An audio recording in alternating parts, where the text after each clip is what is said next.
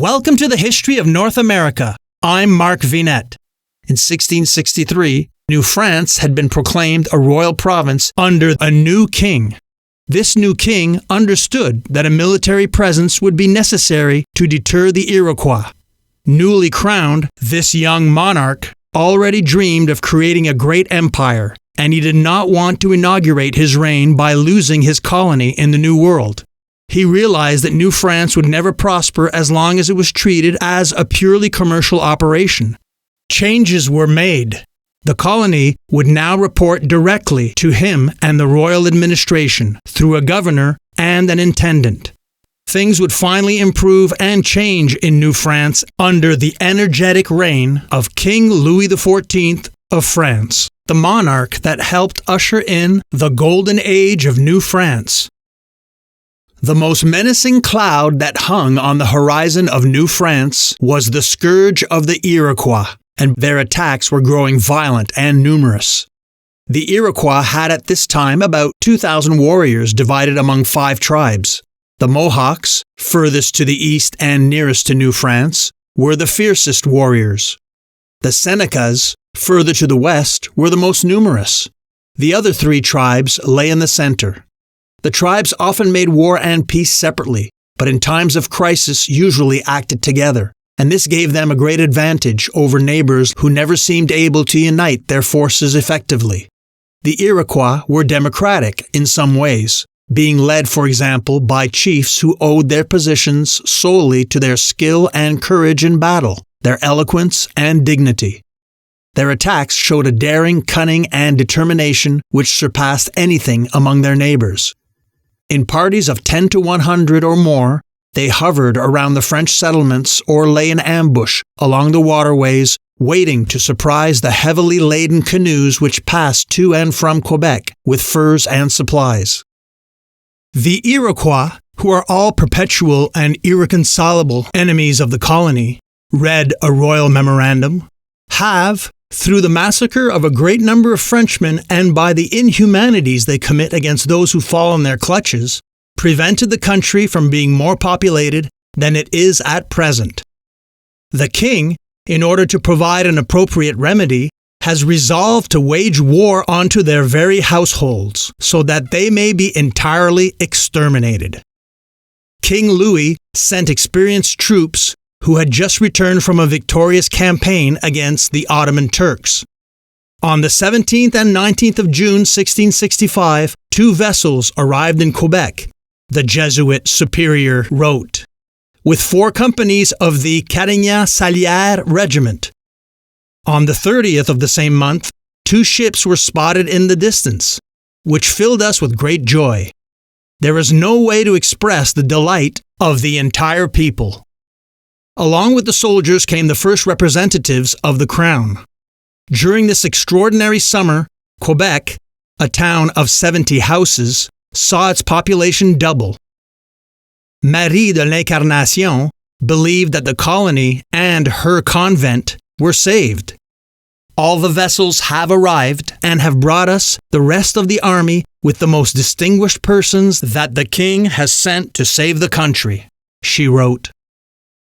They had all believed they would perish in storms during the crossing. They were made to understand that this is a holy war, in which the glory of God and the salvation of souls is at stake. The 1,200 men of the Carignan-Salières Regiment were undoubtedly motivated more by their pay than by concern for the Catholic faith. They were freely enlisted men who had signed on for 3 years. Some of the most experienced officers had refused to come to America, for fear that their careers would suffer if they were too far from the eyes of the court. But newer recruits hoped to use the posting as a route to promotion. A third of the troops were set to work building forts along the Richelieu River, the main invasion route of the Iroquois. I was ordered to camp on the river with 7 companies in order to build a fort at the mouth of Lake Champlain, the Marquis de Salières wrote in his memoirs. Without so much as a carpenter or any other workman to help, and very few tools besides, I arrived with 350 men, many of whom were suffering from stomach problems because of heavy rains and the cold.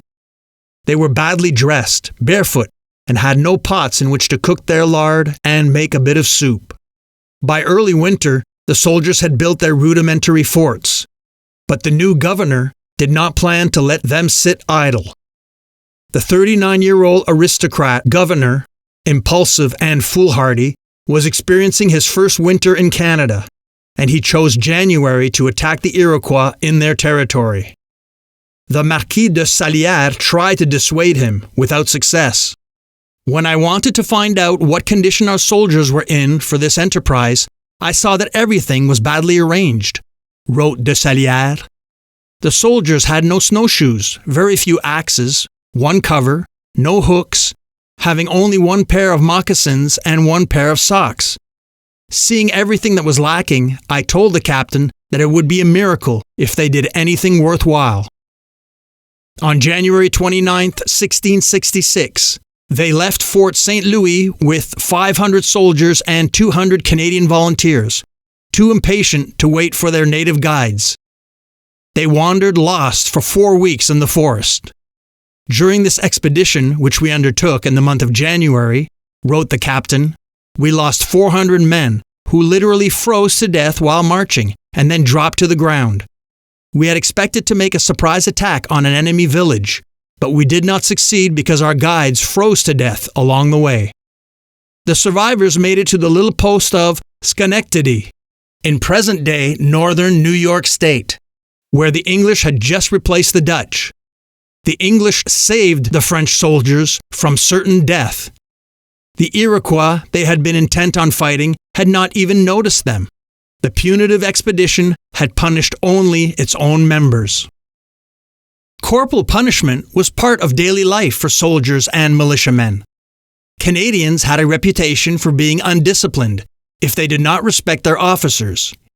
It is true, wrote a Jesuit priest, that when they are well fed, there is nothing too great for them to undertake, whether on land or at sea. But for that, they need to have huge respect for their commander.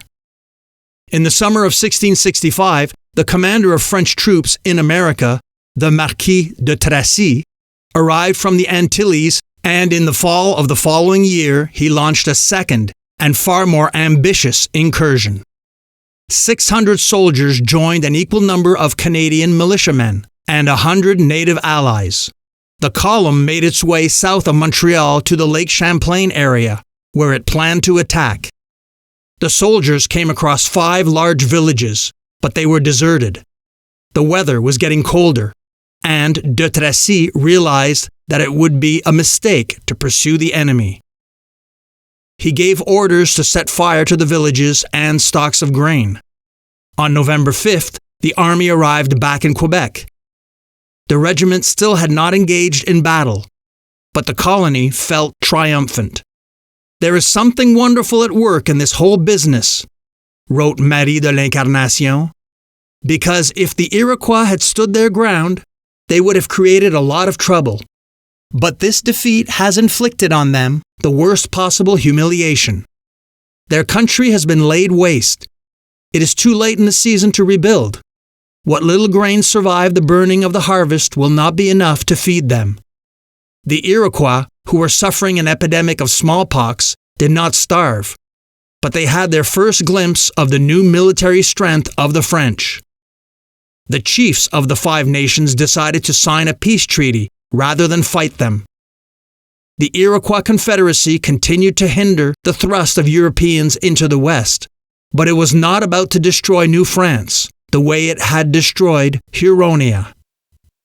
Ever since the king had the goodness to extend his care to this country by sending the Carignan-Salières Regiment, wrote a Jesuit priest, we have seen noteworthy changes in Canada, and we can say that it is no longer the country of horrors and frost that has been described so unfavorably, but a real New France. I'm Mark Vinet, and I hope you're enjoying the ride.